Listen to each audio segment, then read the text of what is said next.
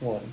Ladies and gentlemen, I think opposition has really placed a lot of their arguments and beliefs in a lot of assertions that were never really heavily mechanized, never really proven to be true in most case scenarios, and looking and hyper focusing on things that are just quite simply off cases or cases of just people not being smart in general. So a few callouts I have before I get into weighing this debate. DLO says that it's a lie that these things are inaccessible.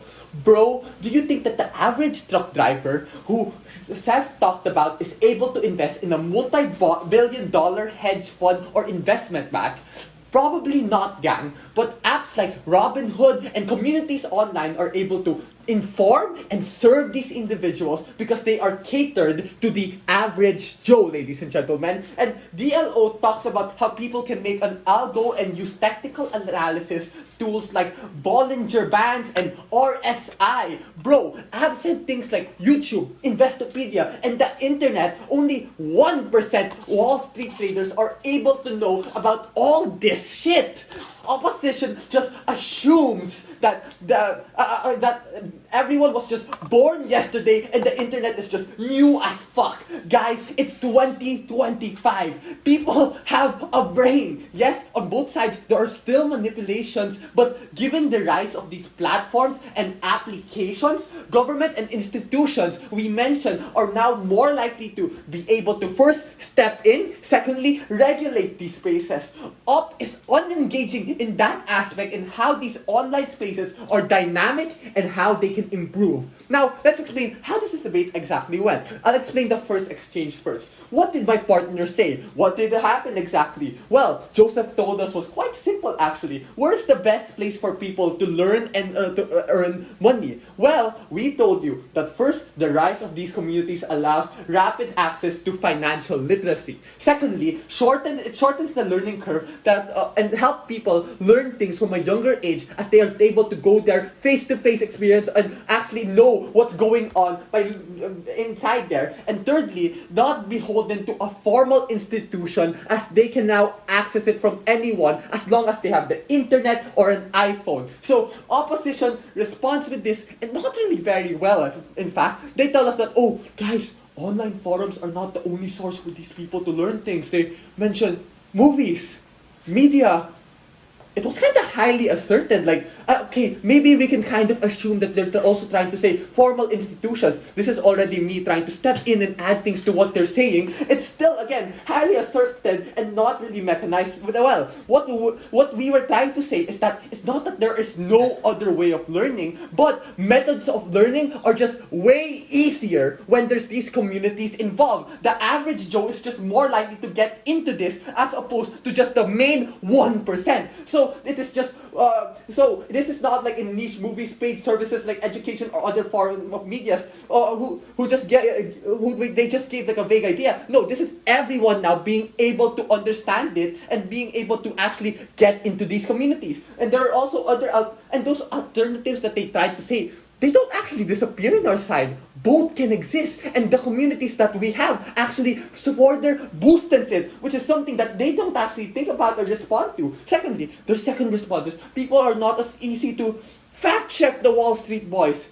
Guys, people will limit their ideas on, that's not really true that people will limit their ideas on what the Wall Street boys are, to what only the Wall Street boys is. Why exactly? I think this is an unfair framing because we are actually saying that this is just, all those things that they mentioned are just surface level of what the Wall Street boys is. Like the pump and dump skins or things you should invest right now. That's not the only thing about Wall Street boys and all those group chats and communities are about. They are communities, ladies and gentlemen. It means they have different segments with different kinds of people that have conflicting beliefs, and these conflicting beliefs allow them to have discussion on what is right, to call out what is a pump and dump scheme, or maybe if it's big enough, people will say, hey, that's a scam, don't follow that. And that is more likely to happen in a side where people actually have these proper communities and discussions. Now, I think that I'll take your POI before anything. Go.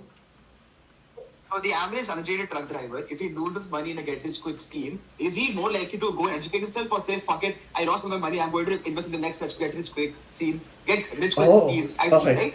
So, let's say, without the community, he loses into a scheme or whatever. What ends up happening with him? He was stupid probably in the first place, not that educated. And now what happens is he doesn't learn at all and probably will just spend his money in gambling or other things. But wait, with our side, when we give them the opportunity, he can now post online in these forums, and what ends up happening, they're saying, oh, you're stupid as hell for doing that, you dimwit, you're a fuckhead for doing that. You should get out of those, you should not follow this guy and actually follow the right people, and they'll start pointing you to the direction that you actually should be going. This is like a funnel, alright? These communities have a top of the thing, and then it goes deeper and deeper to actual more formal things, which allow more people in general to start learning things. That is what we were trying to say, and they have not responded to that properly. It includes now more, and we think that now, they said the last thing what they said in this discussion is, oh, there's just more unmoderated pump and dump schemes, all these bad things, so scary. But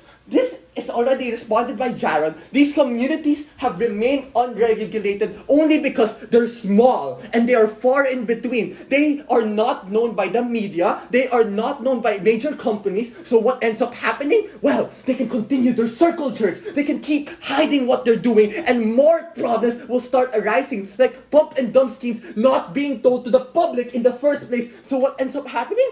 No one's gonna call them out. Because, again, this is the rise, guys. This house supports the rise. So, it doesn't mean that this doesn't mean that status quo, it never happened again. There's no such thing as these financial communities. No, they still exist, but they're just not going to be in the rise anymore, and not a lot of discussion anymore. And we think that other financial communities are the perfect people to actually call out financial influencers that try to abuse these systems, that try to scam people, because that only happens in a world where people are not properly informed. But the more and more that they learn in it, the more they actually get smarter, the more they actually get into the deeper idea of what to learn for financial literacy. So people are just not, and then now my second speaker, he told us with a brilliant explanation that now we have a countermeasures against big companies, another deeper level of thing that was just not responded whatsoever by government opposition side. Jaron told you two things. Investors are now likely to just be at, oh fudge, it's time. Thank you. Never been proud to propose. Fudge.